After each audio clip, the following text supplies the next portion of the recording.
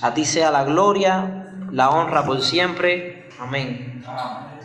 Para recordar lo que dimos la vez pasada, estamos respondiendo a 24 preguntas sobre el matrimonio que busqué en internet, eran las más frecuentes en un grupo, en una página web que se dedica a dar respuestas a las interrogantes que tienen los cristianos. En el área de matrimonio hay 24 interrogantes que son las más visitadas, las más recurrentes. Entre esa clase y lo que vamos a dar hoy, debía haber un estudio intermedio donde yo les explicase el contexto histórico de la iglesia de los Corintios. Por lo visto vamos a tener que dar esa clase en 5 minutos para entrar ya en el tema. A ver, Corinto era una ciudad de las más importantes en sus tiempos, de las polis griegas. ¿Quién ha oído hablar de la Ilíada? Las guerras de Troya. Esto es de la mitología griega, son relatos que hacían los griegos. Recuerden que los corintios son griegos que fueron criados bajo estos mitos, y el que no se ha leído la Ilíada, bueno, habrá visto la película de Troya. La película de Troya, donde cambian casi todas las cosas de lo que pasó, pero por lo menos da un contexto y nos ayuda a entender qué pasa. Ahora, la película de Troya no aborda algo que pasó, que Homero sí relata, que todo esto empieza porque la diosa de los griegos, la diosa del amor, Afrodita, tiene un debate con la esposa de Zeus, Hera, y Artemisa, que es otra diosa de la guerra y la sabiduría. Y estas mujeres estaban midiendo fuerza a ver quién era la más hermosa, y buscaron a Paris para que él dijera cuál era la más hermosa, y cada una de ellas trató de sobornar a este príncipe de Troya. Y Afrodita, que era la diosa del amor, le prometió una relación con el corazón de la mujer más hermosa de todos los griegos, que era Helena de Esparta. Después va a ser Helena de Troya cuando él se la robe. Pero la idea que tienen del amor viene de aquí. Que la diosa de ellos, del amor, era una mujer completamente vanidosa, que no le importó para cumplir lo que ella había prometido, sabiendo que estaba prometiéndole a Paris, una mujer que ya era casada, porque Helena de Esparta estaba casada con Menelao de Esparta. Esta era la idea. Ella iba a permitir que ellos se conocieran en Esparta, y eso iba a hacer de que ellos tuvieran una relación de adulterio, y ese adulterio iba a comenzar la guerra entre todas las ciudades griegas con Troya. Entonces ya vemos que la mitología de ellos, para ellos la fornicación, el adulterio, todas esas cosas eran normal. Una tergiversación, bueno, como para aquí, para Cuba, es tan normal robar. Es tan normal robar que cuando la gente dice, ¿qué estás haciendo? No, ahí en el trabajo luchando. ¿Por qué? Porque nosotros tenemos una deformación que tiene búsqueda en el trabajo. ¿Se acuerdan de Ruperto en Vivir del Cuento, que siempre hablaba de la búsqueda? La búsqueda es la normalización del pecado del hurto. La búsqueda es que para el cubano robar es lo más común. Alguien me decía, bueno, ¿qué ustedes creen? Si ahora cambia todo en Cuba y de buena primera hay comercio y todo eso, ustedes, en 20, 30 años ya Cuba está parada y está como una potencia. Bueno, van a hacer falta 2 o 3 generaciones para que Cuba saque de su mente el robo. Porque el cubano ha pasado tanta necesidad que ahora a ti te dan de todo y lo primero que tú haces es ir y guardarlo en tu casa. ¿Por qué? Por si acaso, por si falta. Y la mentalidad de robar ya se ve como supervivencia, pero el hecho es que se ha normalizado el robo. Yo contaba mucho una anécdota, tenía un hermano coreano que él me dice, ¿y cómo tú estudias tanto de la Biblia? ¿Verdad? Yo tengo un software que se llama Logos 7, que es muy bueno, y ahí tengo muchos recursos en ese software. Pero tú me dices que tú eres pobre y tienes Logos 7. Yo le decía, sí, yo tengo el Logos 7 ahí en la computadora. ¿Tú sabes cuánto vale Logos 7? Lo más barato que vale son $800. ¿Cómo tú puedes tener eso? Y me dices que eres pobre. Yo, no, pero yo no pago eso. Y aquel hombre me ha dicho, espérate, tú me estás diciendo que tú te lo robaste. Como que me lo robé, a mí me lo pasaron, yo lo instalé y lo craqueé. Eso es piratería, eso es robo. Y yo le decía, bueno, en tu cultura eso se llama robo, porque tú sí tienes un salario que te alcanza para pagarlo, y aparte de eso tú tienes los métodos para pagarlo, tú puedes pagarlo. Pero tú comprenderás que con un salario de $20 al mes, yo ni en 3 vidas voy a pagar los 7. Y aquí no hay una política que te diga que craquear un programa es robo. De hecho, el país entero usa Windows, que es lo que tiene todas las computadoras, el sistema operativo Windows. ¿Y quién ha pagado Windows en Cuba? Desde que Windows salió, Cuba se lo robó. Y nunca ha pagado licencia a Microsoft. ¿Por qué? Porque tenemos una cultura donde el robo ni siquiera es visto como algo mal. Es visto mal cuando alguien te roba a ti, pero se entiende. Se entiende porque no quiero. Con los griegos pasaba esto, pero desde el otro punto de vista. ¿Quién era el dios más grande para los griegos? Zeus. Bueno, ¿han escuchado la historia de Hércules? ¿Cómo surge la historia de Hércules?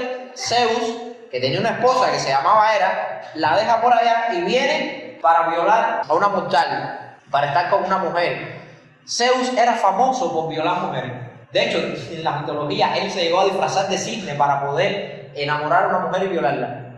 Otra historia muy famosa, la de Medusa, una mujer que era devota a una deidad, Artemisa, la que estamos hablando ahorita, y Poseidón se enamora y se mete en el templo de Artemisa y viola a esta muchacha. Entonces, para ellos, sus dioses eran violadores, adúlteros, vanidosos.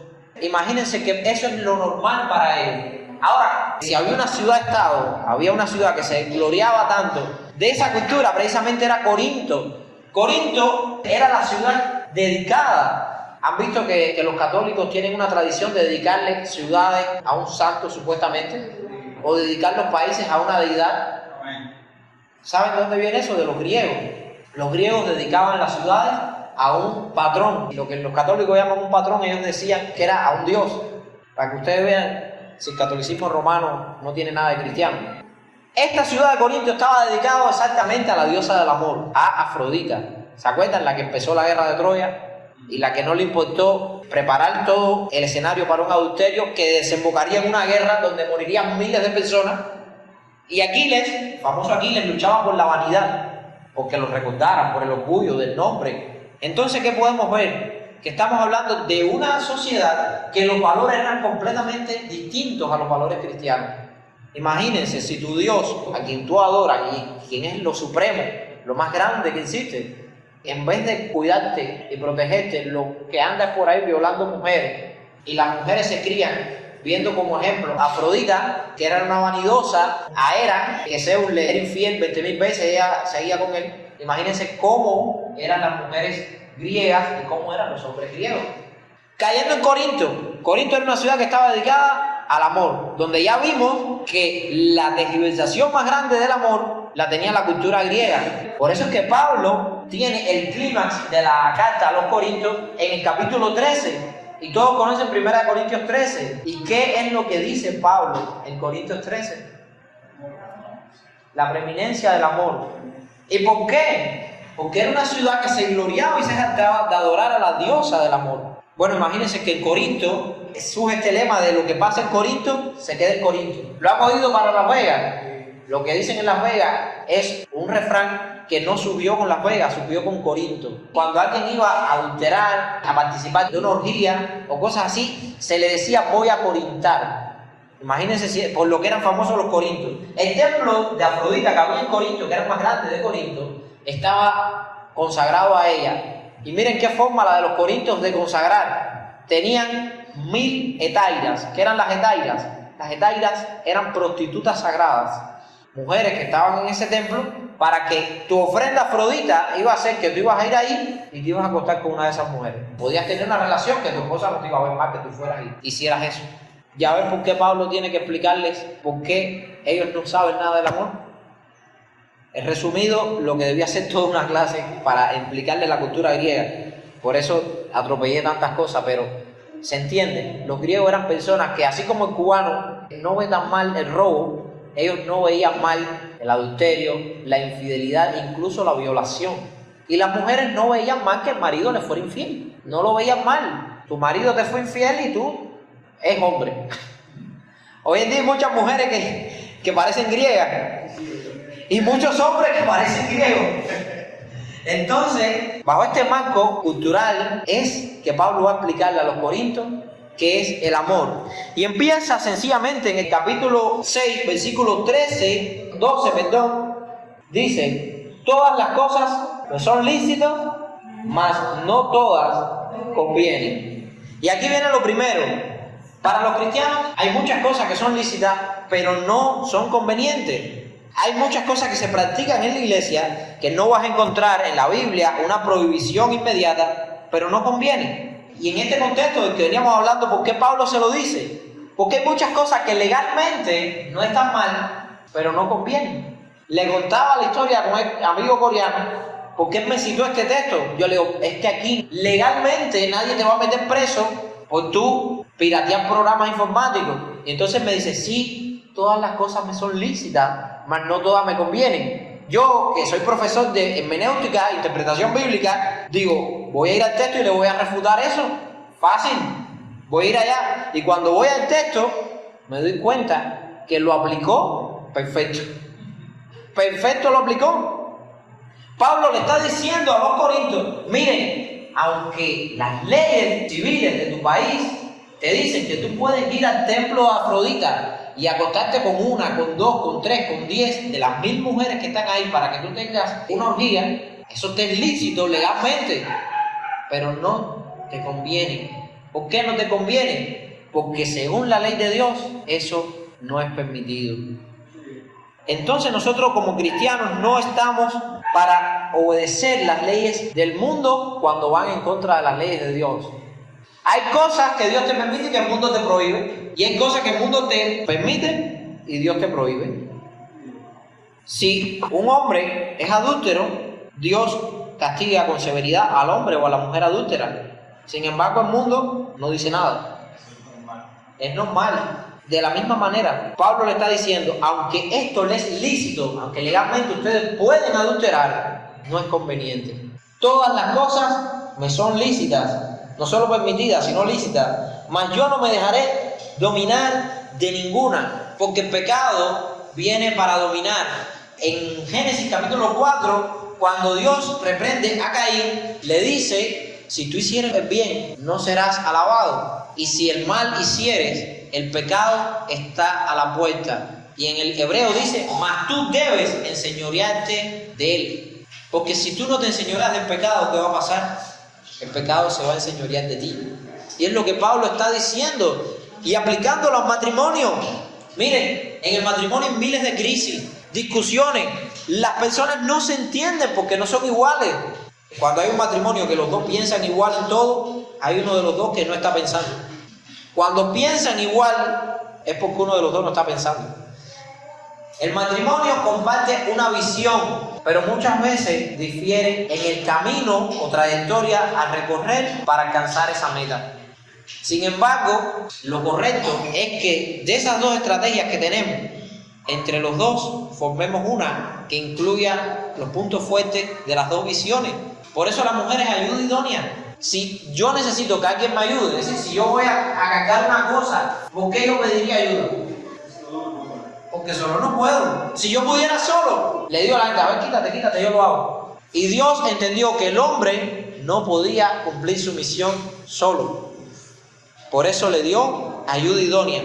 Entendemos que aunque todo puede ser lícito, aunque hay cosas que pueden ser lícitas, no todas convienen. En el matrimonio hay momentos difíciles que van a hacernos ver las cosas de una manera distinta. Y casi siempre el que nos guía hacia ver las cosas de una manera distinta a como Dios las dice, es el pecado. ¿Y por qué lo hace? Porque está buscando la ocasión para enseñorearse de nosotros. Pero la Biblia nos llama a que nuestro fin es enseñorearnos de Él.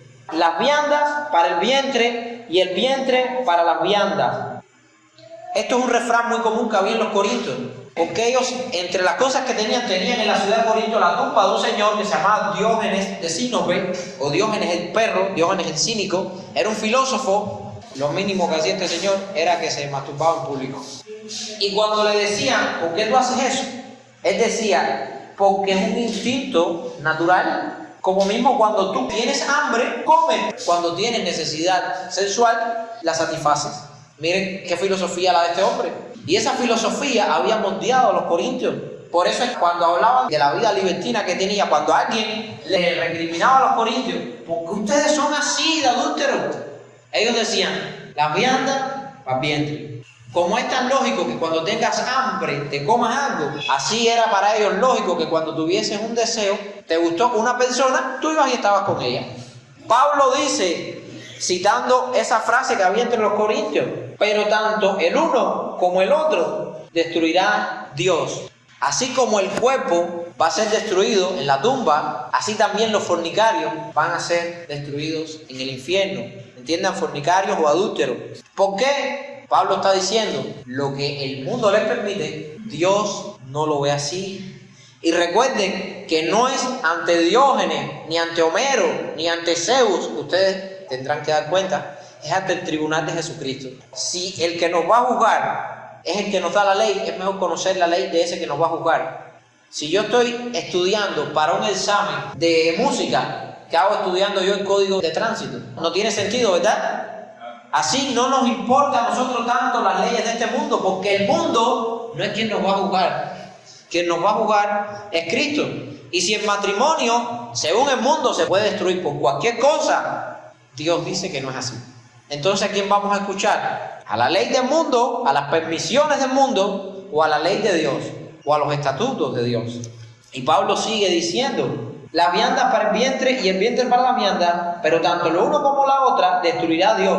Pero el cuerpo no es para la fornicación. Aquí dice, el que no me entendió, se lo digo más claro. En el cristianismo, el cuerpo es templo del Espíritu Santo. El cuerpo no es para la fornicación.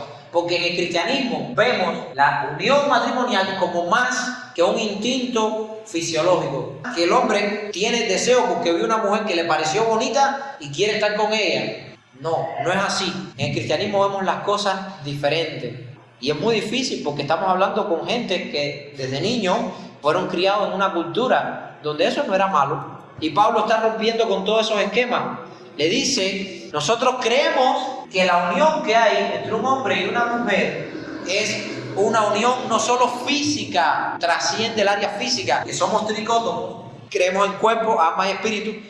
Miren, la unión matrimonial primero tiene que ser espiritual. El espíritu es nuestra parte del ser relacional con Dios.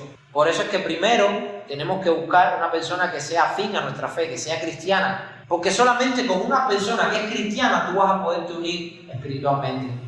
Luego tiene que ser una unión del alma. Tiene que unirse tu alma con la de esa persona.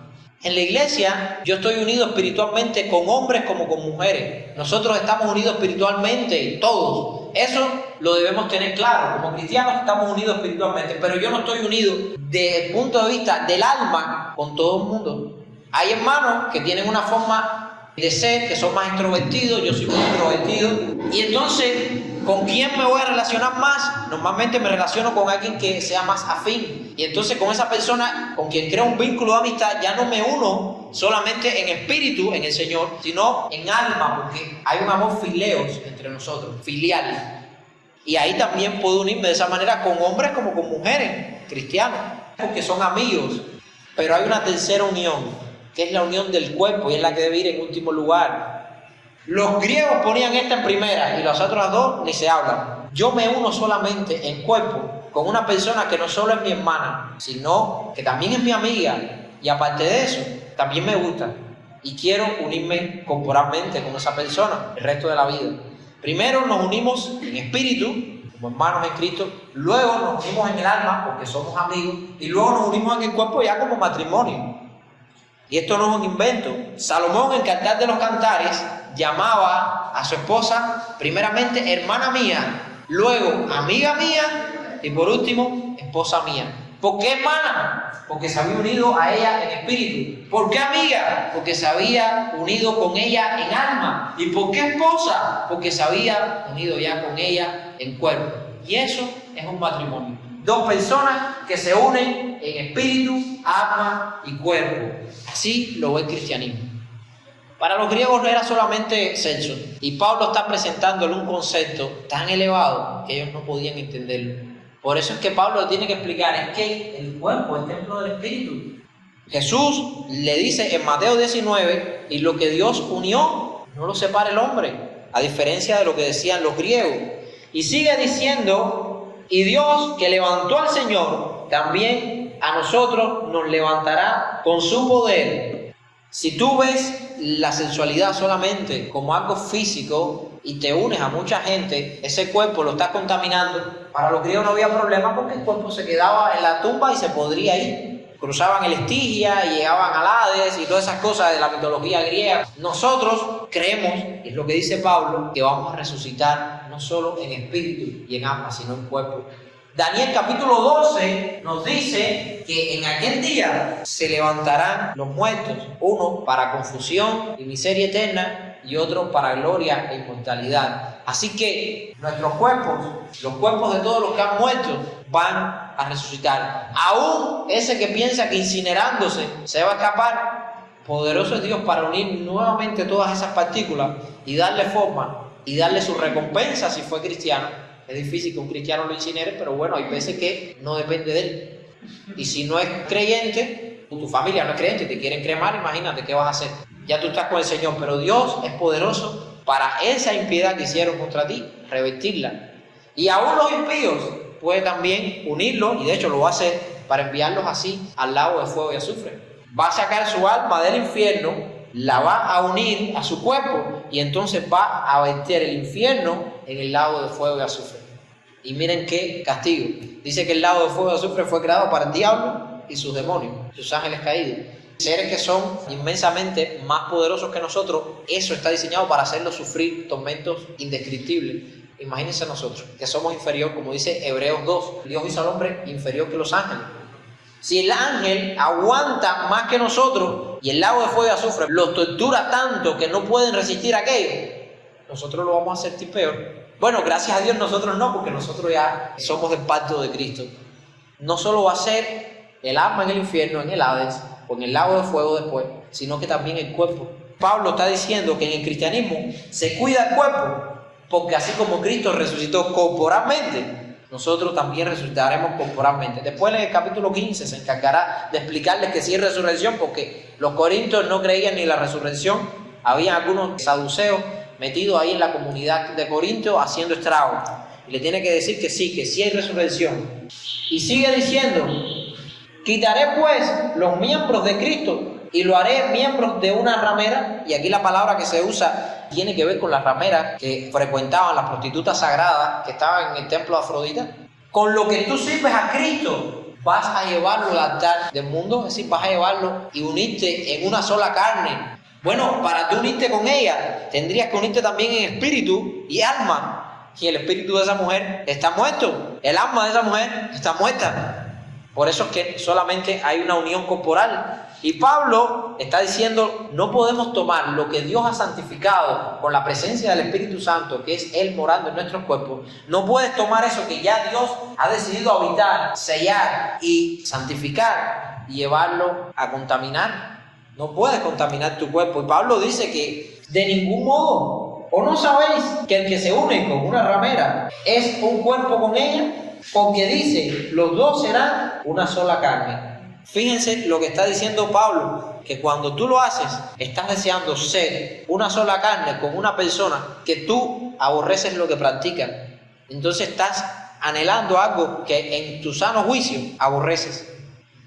Hay muchos hombres, vamos a hablar aún los más mundanos, es muy difícil que quieran casarse con una prostituta. Tú le dices a cualquier mundano, ¿tú quieres tener relaciones con una prostituta? Y dicen, sí. La mayoría te dicen que sí. ¿Y casarte con ella? No, yo quiero una mujer que me respete, ¿Por qué? Porque aborrecen lo que practican. Pablo está diciendo, es que no es solamente una unión corporal, te estás haciendo una sola carne con ella. Y miren qué peligroso es cuando no se funciona como una sola carne correctamente, cuando hay deseos divididos, como el matrimonio de Adán y Eva fracasó de esta manera en el Edén. La Biblia no lo dice, pero yo espero que esta gente después hayan arreglado todo. Igual tuvieron que vivir 900 y pico años juntos, habrán tenido que arreglar las diferencias. Pero Pablo está diciendo que uno no puede tomar lo que ya el Señor ha santificado y unirlo de nuevo con el mundo, con lo contaminado. Porque dice, los dos serán una sola carne, pero el que se une al Señor, un espíritu es con Él. El Espíritu Santo lo que hace es unir nuestro espíritu con el Espíritu de Dios. ¿Quién no ha oído la alegoría de las bodas del Cordero? Que estamos casados con Cristo. O la alegoría que usa tanto Ezequiel y Amós de Dios, Yahvé, tratando a Israel como su esposa. Y el Espíritu Santo también la usa aquí. ¿Y por qué la iglesia es mostrada como la esposa? Claro está, la unión corporal entre hombre y mujer es muy distinta a la unión que hay entre el cuerpo nuestro con el Espíritu Santo. Pero sí hay una comunión, tanto que dice la Biblia en otro texto, que el Espíritu nos anhela celosamente. ¿Y por qué la palabra celo? ¿Qué pasa cuando un esposo tiene celo? Ama tanto a su esposa que no le gusta que ande con otra persona muy unida. Y eso es legítimo, eso es correcto. Hay un celo que está bien. Esta persona, yo la amo. Yo no quiero que ella ande con otra gente así como anda conmigo. O al revés, cuando la esposa le dice al esposo, no tienes que estar pegado a las mujeres, tú tienes tu mujer. Eso es un reclamo legítimo.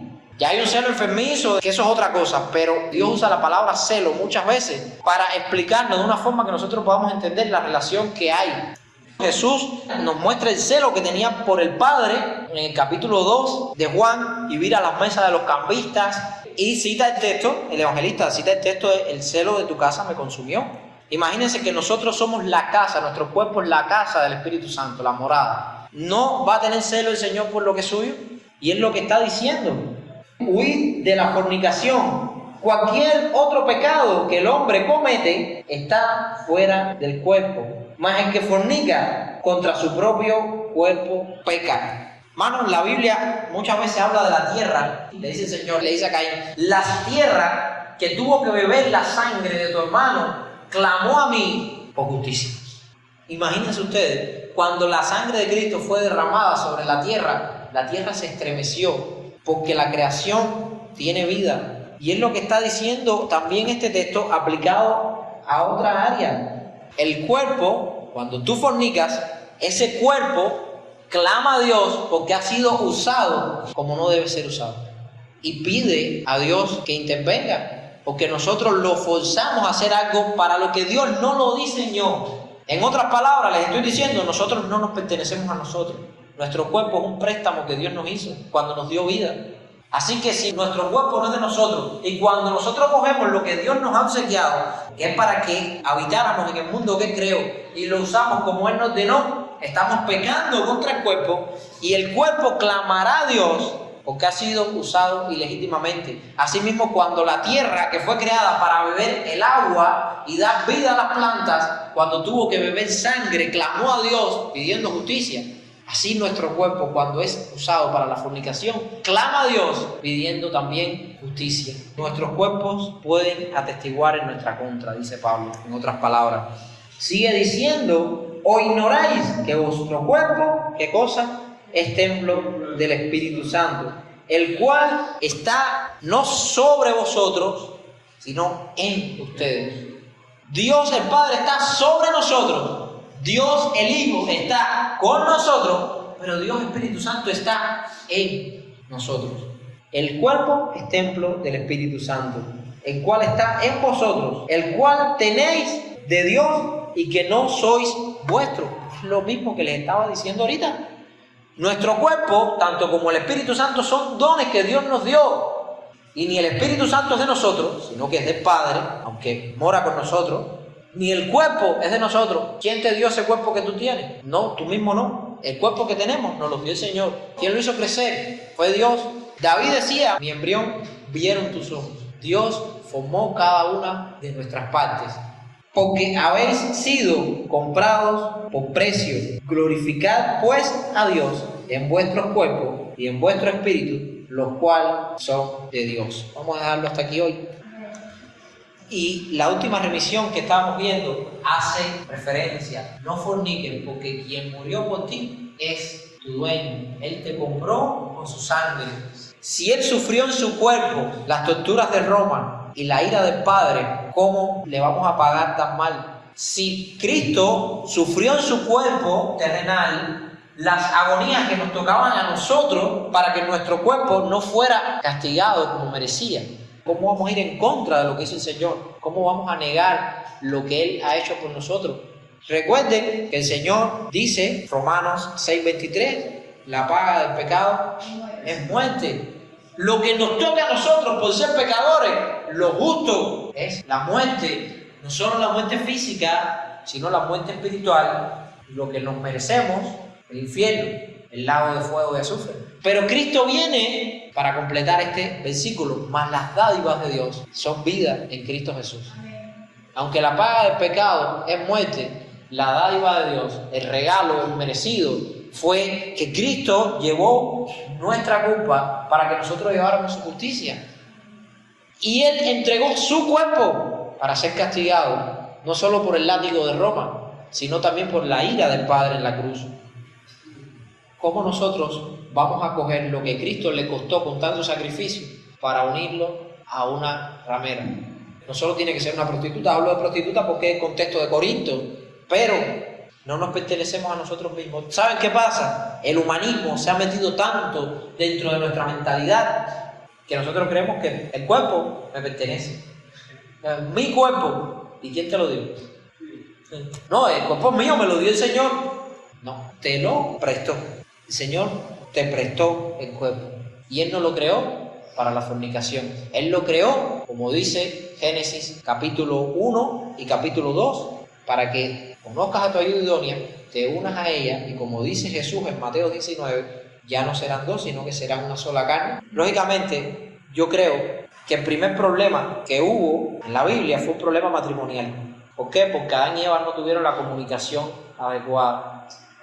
Cuando hay un problema de comunicación en el matrimonio, pasan cosas como esta. Suena cómico o triste o paradójico, como quiera llamarlo, que todo el problema que tenemos nosotros, todo lo que hemos sufrido, la humanidad, haya sido el producto de un problema de comunicación en el primer matrimonio. Ni Adán se comunicó para impedirlo, ni Eva volvió a decirle, oye, mira lo que está diciendo la serpiente, explícame, que para eso Dios te puso, para guiarme. Ni él asumió su papel, ni ella lo ayudó a que lo ejerciera. Problema de comunicación en el matrimonio. Hay que tener mucho cuidado. El matrimonio está llamado a glorificar a Dios en cuerpo, en alma y en espíritu. Vamos a orar.